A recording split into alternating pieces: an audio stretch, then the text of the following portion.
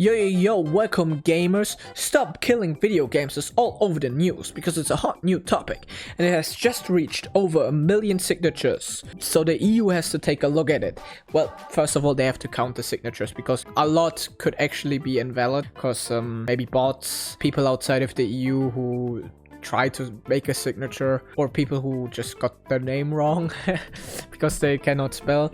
But I personally myself have also signed a signature because, you know, why the fuck not? I support the movement. I think that we should own our video games even if it's digital. I know it's a crazy concept, but we live in a day and age where owning games digitally is becoming increasingly more common, and it's gonna be probably the future of like owning video games. I mean, it already is.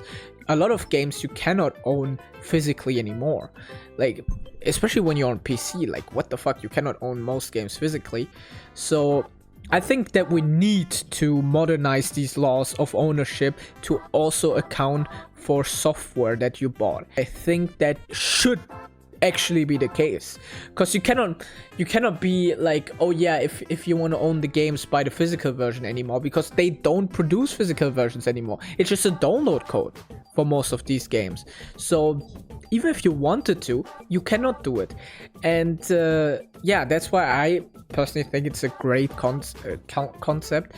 Now, the implementation will be a bit hard because the EU is not perfect. I know there's like a loud minority of Americans, especially Redditors, that are Euroboos and they love Europe and they think Europe is like a heaven where everything is efficient and it works, and we don't have these incompetent politicians like in America. We don't have corruption. No, the European Union is not immune to corruption, bad actors, incompetent politicians, or outside influence. So I personally still have a little bit of doubt if the EU is actually going to implement it in a way that actually would make sense. Because what the EU does a lot of the times is they implement a new law or whatever you want to call it, and in a way that is just weird. You know, they do it in a way where you're like, huh? Why would you do it in this way? And it's probably, now conspiracy theory, it's probably because either incompetence or there are people inside of the EU that sabotage these laws to change them in a way that it hurts the affected parties the least, because they have connections to these parties. I think that would also be the case for this initiative. I feel like they would change stuff a lot around a lot to make it like vague or like just arbitrary, and then you're like, bro, why did you do it this way? I'm just saying there's a good chance. And second of all, the EU takes a long time to get shit done, bro. This will take like years and years and years before it's properly implemented. Because even if it gets implemented fast, there's going to be a grace period, because it's only going to affect the future, not the past and the present. And games start development like years before they release, so they will give a huge grace period of like maybe 1, 2, or 3 years. I don't know which exactly. But yeah, but that's not what I'm want to talk about. That's maybe a topic for another video. Euroboos, bro. There's actually a section of Americans that are like Euroboos, and that most of them are Redditors. I can make a video about that, yeah. Anyway, I want to talk about bootlickers that are against the initiative, and I don't have anything against that, but the arguments that they make is what I have something against. And I'm talking specifically about the people that are like, oh yeah, but this would be hard for the companies to implement. Just think about the companies. They need to do this and this, and that would be too hard, and then they could fail and shit like that. And to be honest, I just don't give a fuck if the company is gonna fail because of this. Like, why should I care? Honestly, I don't get this, like, this concern for companies that people have, like random ass dudes. I'm like, bro, you don't have a business. Why the fuck do you care? You care more about these companies than you care about the consumers. There are so many people, like, they don't say anything to the consumer part, okay? There's so many people that do that. They don't talk about the consumer side. They just talk about the company side, how hard it would be to implement this and how hard it would be on the companies. And I'm like, why do you give a shit? These companies have nothing to do with you. And these companies fuck over consumers day and night, bro. They do. That's their favorite hobby. Their favorite hobby is fucking over consumers. They think of new ways to fuck us over by taking away certain rights, by saying, oh, it's just a digital copy, so it's only like a license to a game and shit like that. They thrive upon fucking us over. Why should I care about this company's well-being if it doesn't care about mine?